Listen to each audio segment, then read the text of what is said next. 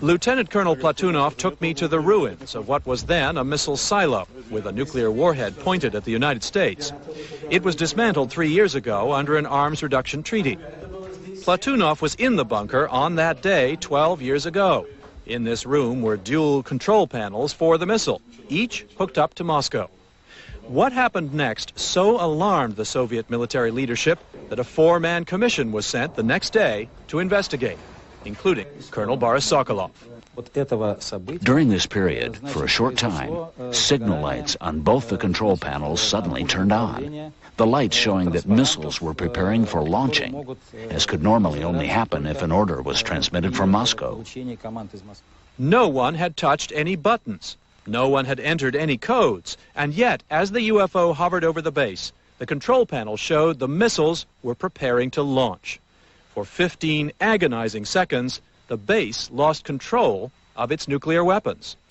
Declassified U.S. government documents reveal that as early as December 1948, incursions by mysterious aerial objects, later referred to as UFOs, began to occur at American nuclear laboratories, bomb storage depots, weapons test areas, and, as time went on, intercontinental ballistic missile sites. Particularly dramatic are the incidents now being openly discussed by former U.S. Air Force ICBM launch officers who were stationed at various Strategic Air Command bases in the 1960s and 70s. According to these highly credible witnesses, on some occasions, as the UFOs briefly hovered over their launch facilities, the nuclear missiles inexplicably malfunctioned. The officers had been on alert in their underground launch control capsules when they received telephone calls from their security guards at ground level, saying that they were observing one or more unidentified, disc-shaped craft maneuvering in the sky. Seconds later, as many as 10 ICBMs suddenly shut down, according to warning lights on the officers' missile readiness consoles, meaning that they could not have been launched if the President of the United States had, at that moment, ordered a nuclear attack on America's adversaries. These witnesses say that their superiors ordered them to keep quiet about the incidents, and in some cases required them to sign non-disclosure statements which stipulated severe legal penalties for anyone who violated secrecy.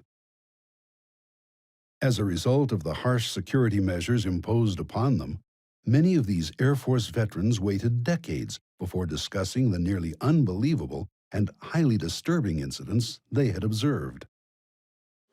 Nevertheless, a number of them have finally stepped forward to reveal the truth. The event was widely covered by the media, not only in the United States, but around the world. CNN streamed it live, and other major news organizations published stories about it later the same day. Good afternoon. My name is Robert Salas. In 1967, I was a first lieutenant stationed at Malmstrom Air Force Base, Montana. I was a missile launch officer.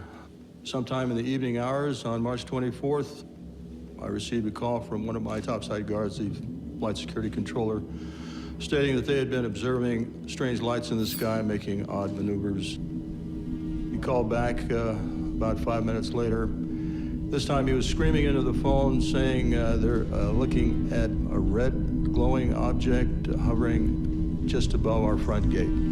Our missiles began going into what's called a no-go condition or unlaunchable. Essentially, they were disabled while this object was still hovering over our site. Back in 1967, I was officer in charge of the Communications Center at the 28th Air Division in Great Falls, Montana. In March of that particular year, I can clearly recall a message coming through my Communications Center which basically said that a UFO did in fact shut down several missile silos in Montana. I was the Minuteman III Combat Group Commander at F.E. Warren Air Force Base, Wyoming.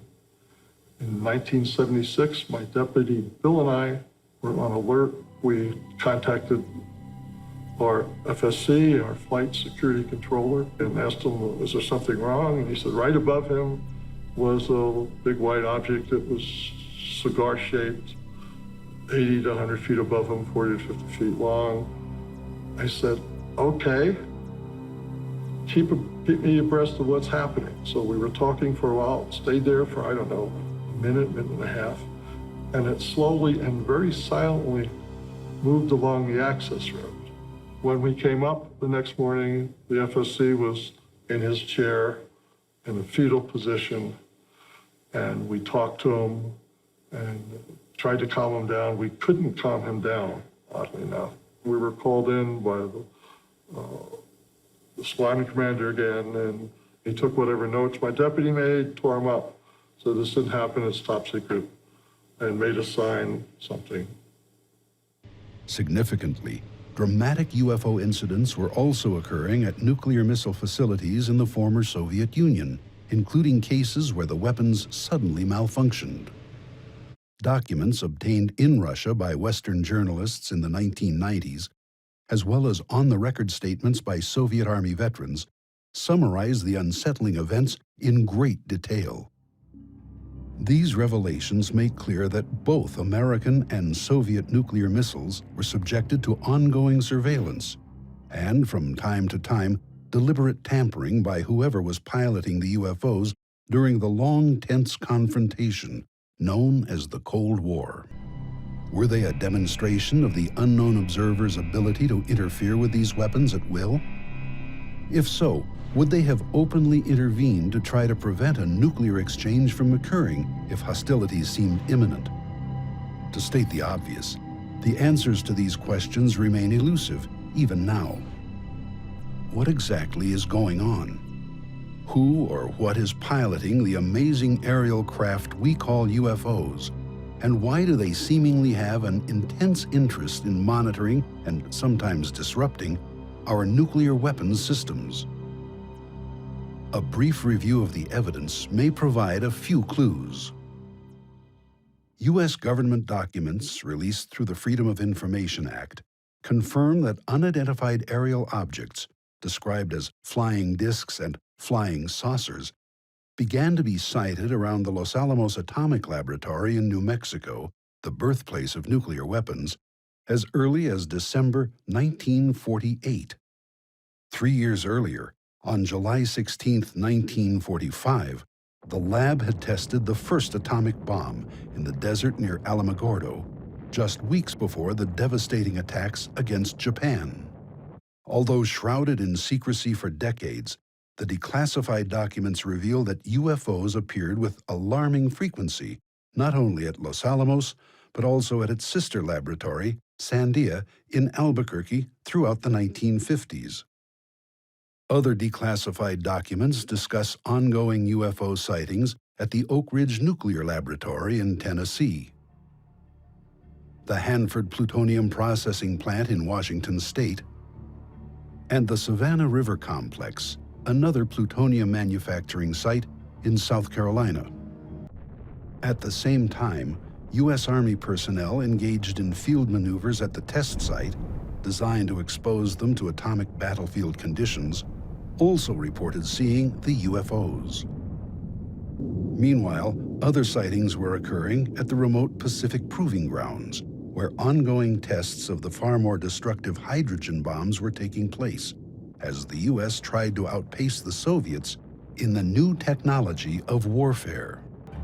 If this were not enough, the nuclear standoff entered a new and even more menacing phase in the early 1960s, with the first deployment of intercontinental ballistic missiles.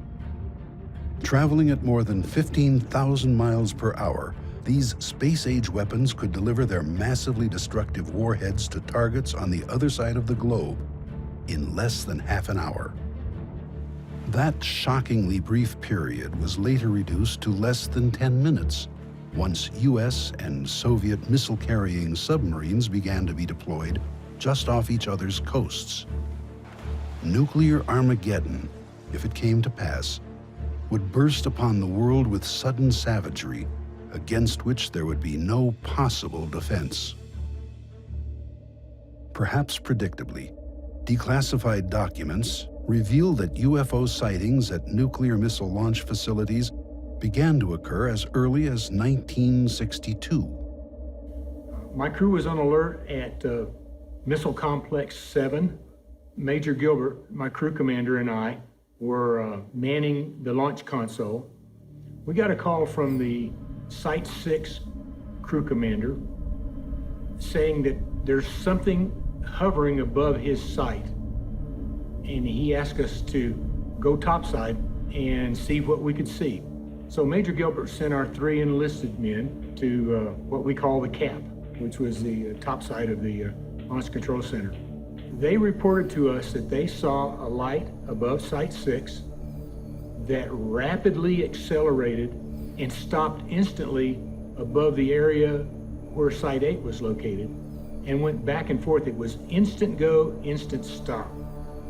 That object did things that no airplane, helicopter, or any other system that we had in existence could do.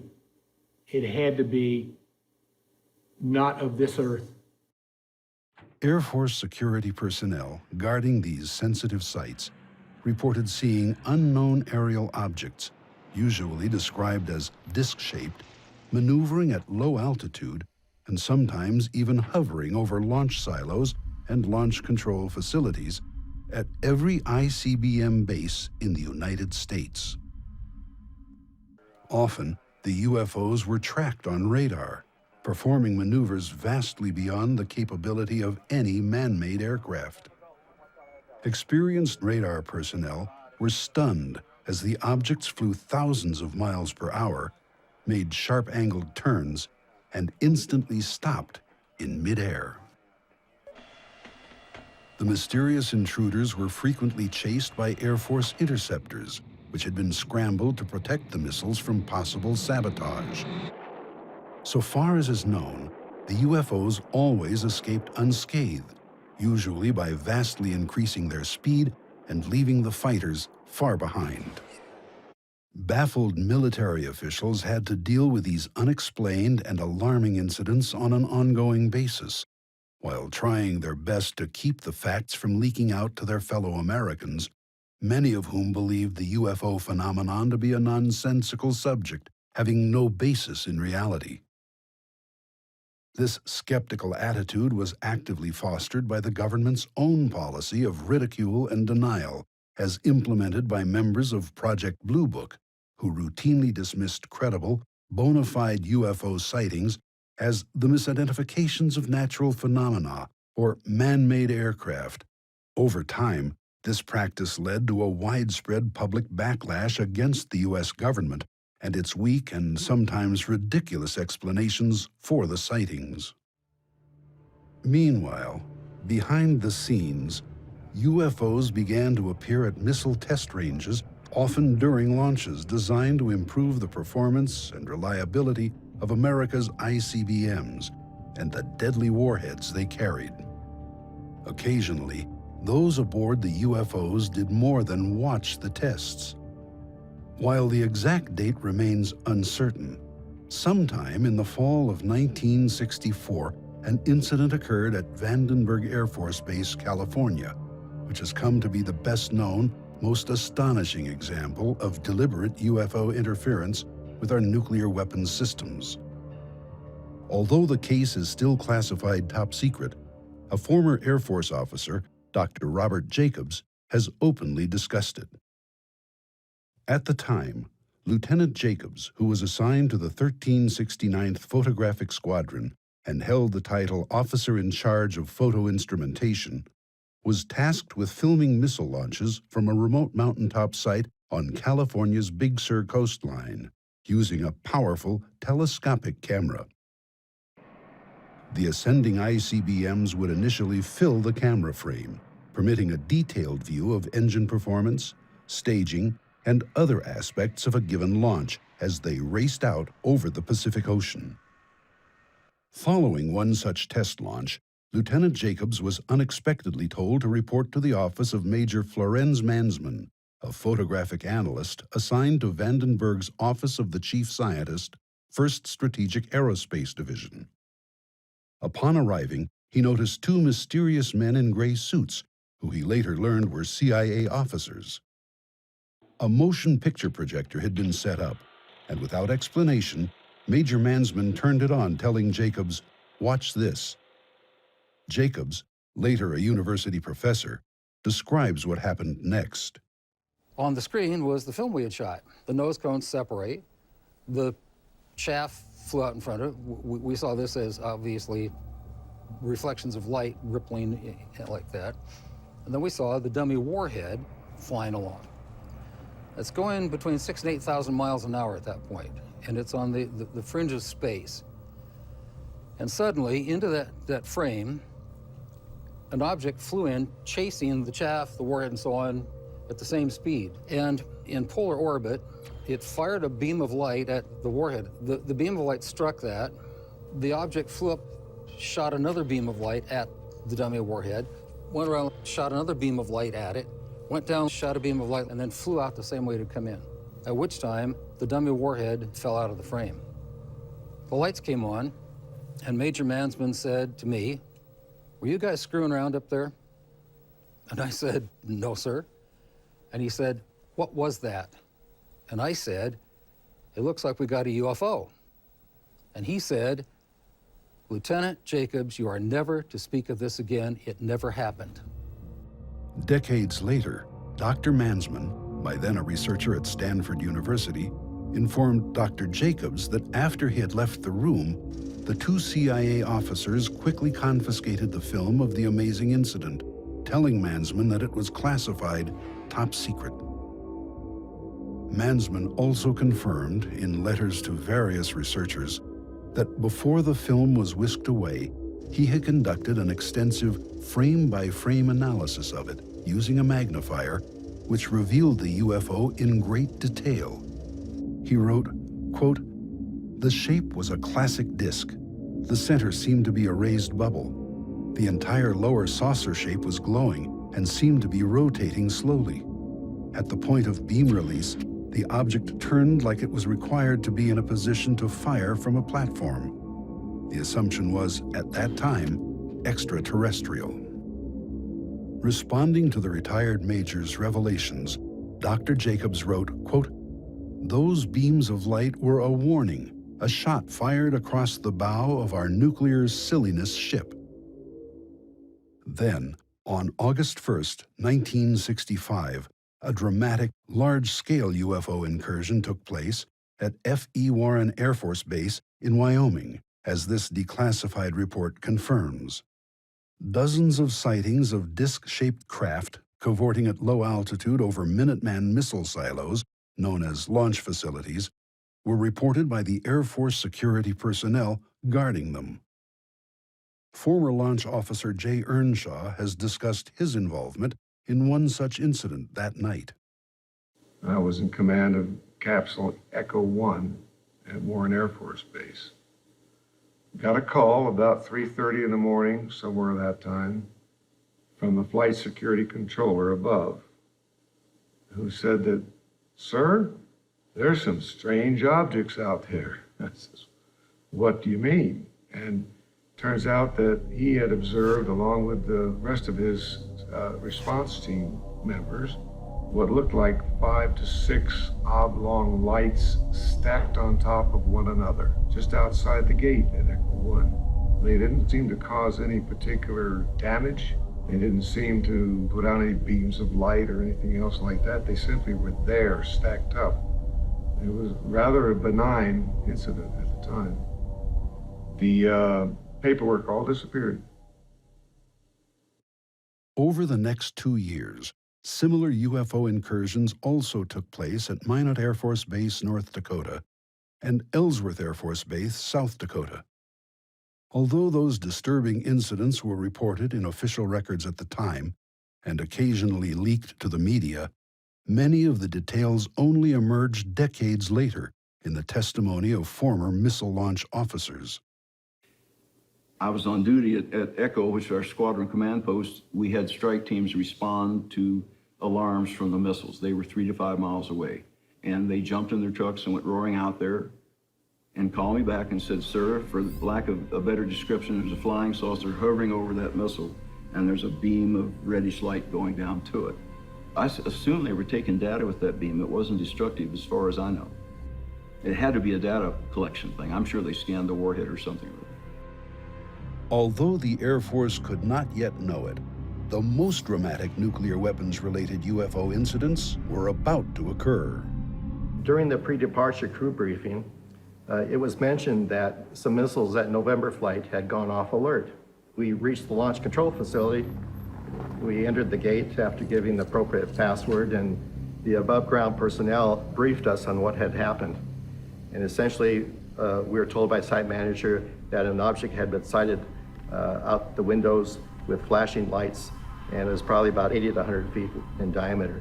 It then went to our main gate where it hovered, and when we debriefed the underground launch crew, they indicated that all the missiles that they controlled had gone off alert at the time that object had been hovering next to the main gate.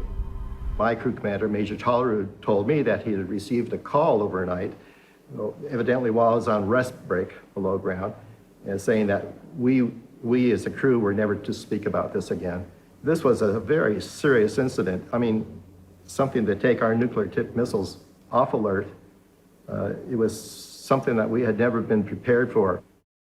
The same year that these amazing events were unfolding in secrecy, Secretary of the Air Force Harold Brown appeared before a congressional hearing and dismissed the idea that information about UFOs was being kept from the American public. We have not been hiding anything.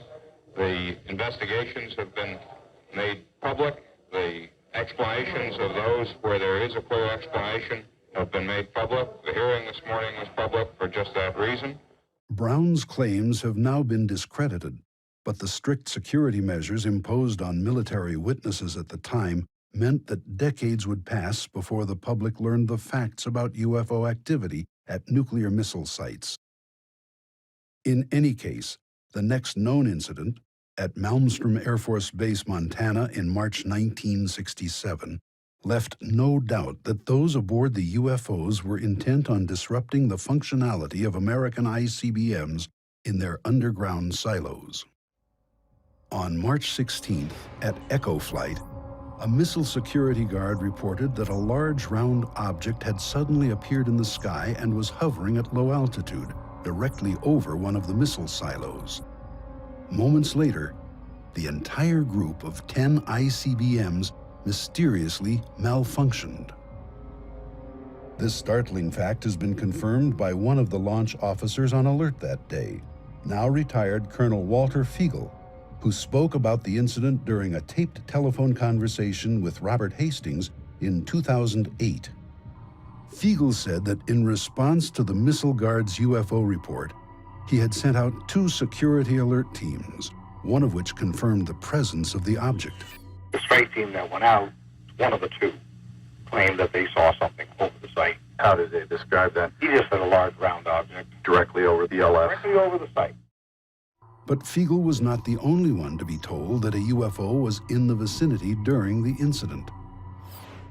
Former Minuteman electromechanical technician Henry Barlow, who helped restart some of the stricken missiles, was informed that the mysterious aerial craft had actually caused the problem. Job Control called and said, we have a problem at Echo Flight, and 4 or 5 missiles, or 6 missiles just shut down simultaneously. And we want you to go to the nearest site, penetrate the site, and see what's going on.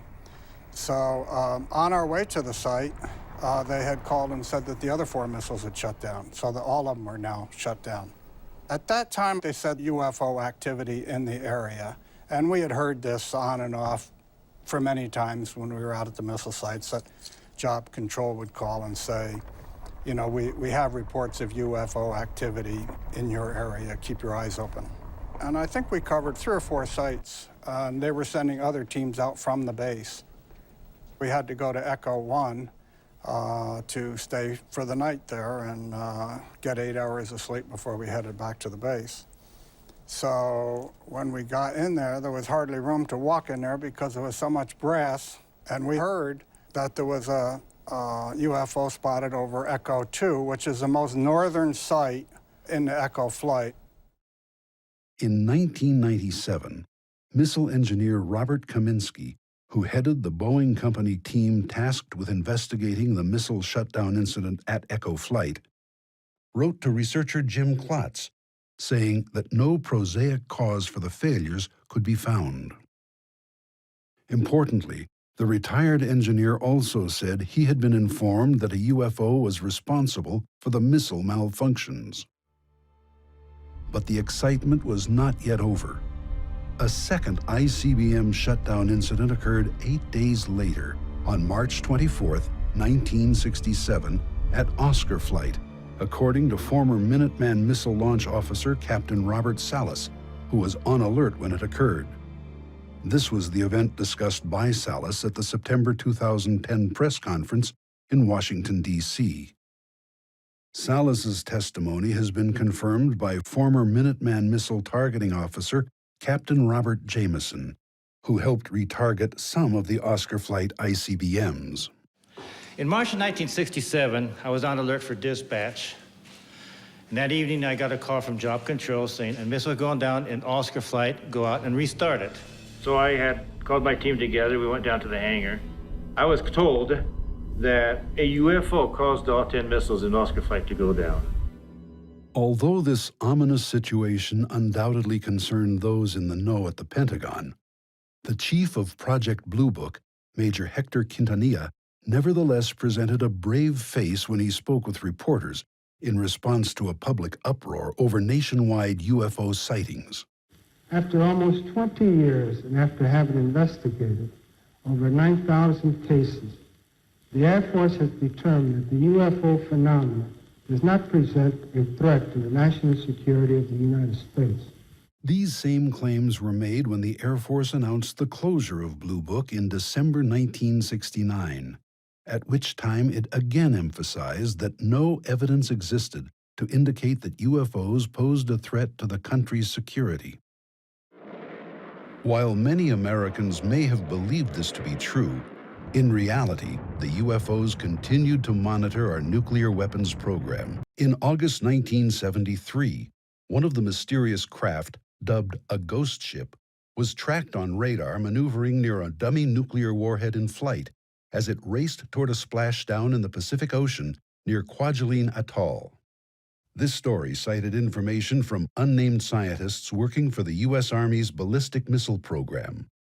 This intriguing report suggests that the earlier Big Sur incident, as revealed by former U.S. Air Force Lieutenant Robert Jacobs and retired Major Florenz Mansman, was not unique. Although this weapons test a decade later was apparently successful, it's clear that UFOs have maneuvered near our dummy nuclear warheads in flight on more than one occasion. In the years that followed, other UFO incidents continued to occur at various Nukes-related locations throughout the U.S. According to declassified documents, 2 B-52 bomber bases, Loring Air Force Base, Maine, and Wurtsmith Air Force Base, Michigan, were targeted by unknown aerial craft in late October 1975. Although initial reports referred to unidentified helicopters, one witness at Loring, Sergeant Stephen Eichner, later wrote that he had observed, quote, an elongated football as long as 4 cars and reddish-orange in color, briefly hovering near the nuclear weapons storage area. The object then zoomed away. 1 week later, back at Malmstrom Air Force Base, as many as 7 UFOs were sighted and tracked on radar as they intermittently maneuvered near and hovered above various Minuteman missile sites over a several-hour period. According to numerous North American Aerospace Defense Command log entries released via the Freedom of Information Act, the UFOs were also unsuccessfully pursued by F-106 jet fighters before finally leaving the vicinity. One of the craft was apparently close enough to the ground to be described by security forces as a, quote, orange-white disk object. At the Pentagon, the National Military Command Center was so alarmed by the UFO incursions at Strategic Air Command bomber and missile bases that a Security Option 3 order was issued, placing the Air Force's entire nuclear weapons force on high alert. Despite official efforts to suppress the facts, all of this eventually became known as military and intelligence agency files were involuntarily released to the public via the Freedom of Information Act. If all of this were not enough, the next major UFO event really rocked the Pentagon. In late 1980, at the RAF Bentwaters base in Suffolk, England, then leased by the U.S. Air Force, a series of bizarre incidents left no doubt that something very strange was taking place. In the early hours of December 26th, a small group of Air Force security policemen noticed an unusual light in nearby Rendlesham Forest. They approached it on foot, only to discover a strange, triangular-shaped craft. After an indeterminate period of time, the unknown object silently raced skyward and disappeared. 2 nights later, RAF Bentwaters Deputy Base Commander Lieutenant Colonel Charles Halt was informed that another mysterious light had suddenly appeared in the forest. Halt quickly assembled a small team of security policemen to investigate. After some time, the men observed an object that looked like a large eyeball moving through the trees. At one point, material resembling molten metal was seen dripping from it. Suddenly, the object split into 5 smaller, disc-shaped craft, which silently scattered in all directions. A short time later, another disc raced toward Colonel Halt and his team, abruptly stopped above them, and directed a laser-like beam toward the ground very near their feet. After a few seconds, the beam clicked off, and the craft rapidly receded into the sky, moving in the direction of the RAF Bentwaters weapons storage area, which was at the time the largest American tactical nuclear bomb depot in Europe. As this was occurring, Colonel Halt began hearing excited radio chatter from security guards at the weapons facility, indicating that the UFO was sending down laser-like beams into or near the storage bunker complex. In 2007, Robert Hastings located and interviewed the 2 retired Air Force air traffic controllers who had been on duty at the Bentwaters Tower that week. Ike Barker and Jim Carey divulged for the first time they had actually tracked a bona fide UFO on radar the night that Colonel Halt was in the woods. I was just sitting there and I happened to see a dot come on the scope, and it just went like one dot at the beginning, then another dot, and it was gone. So the scope is 120 miles across. It was just phenomenal to me to see it go that fast. All of a sudden, here it come back across again. It went 1, 2, and then it made an immediate right-hand turn and came right towards the base. You know, I just said, that can't be one of ours. No jet at that speed can make an immediate right-hand turn. Just absolutely phenomenal. It's not like any radar target I've ever seen. When the sweep would hit the target, you would have the entire back of it would be like a solid line, traveling at an extremely high rate of speed. It passed over the control tower, and then it stopped.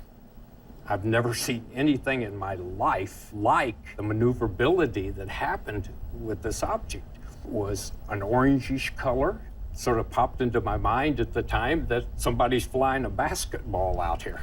There were like lights around the center of it, but it wasn't like running lights or navigational lights. It was more like portholes, and then you were seeing the light from the inside coming out. It wasn't, you know, flashing lights or anything, but it hovered momentarily, reversed its course, and went back out at a high rate of speed.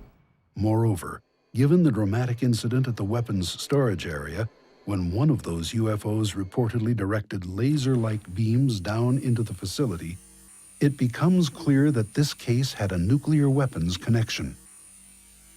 Significantly, another Nukes-related incident in the former Soviet Union is nearly identical to Bentwaters.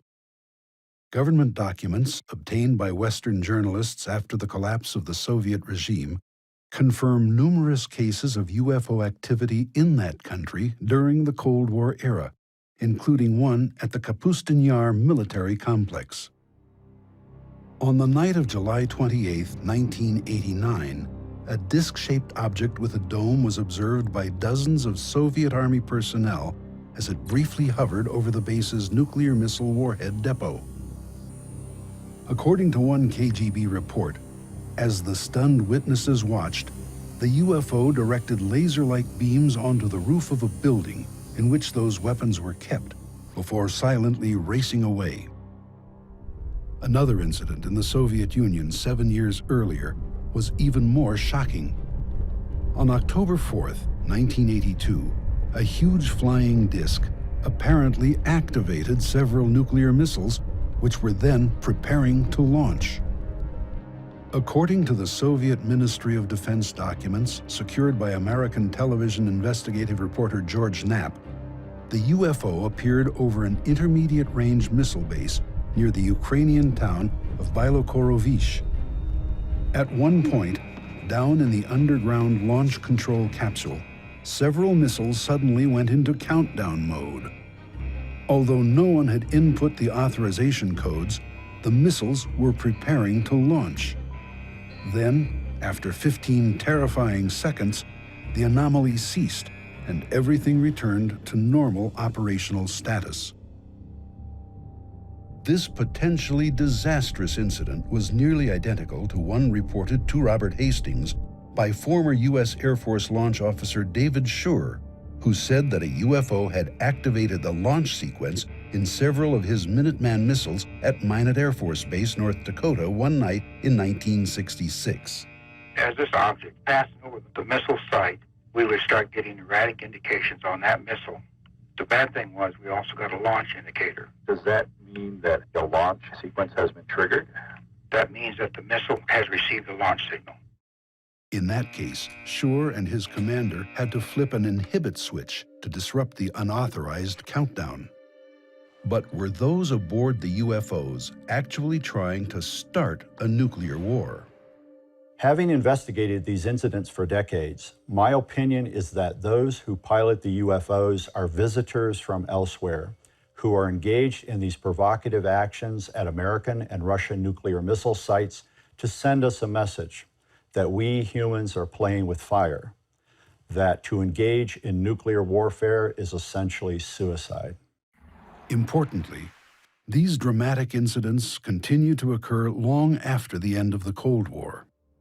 Several U.S. Air Force veterans have reported new UFO incursions at nuclear missile sites and weapons storage areas in the very recent past.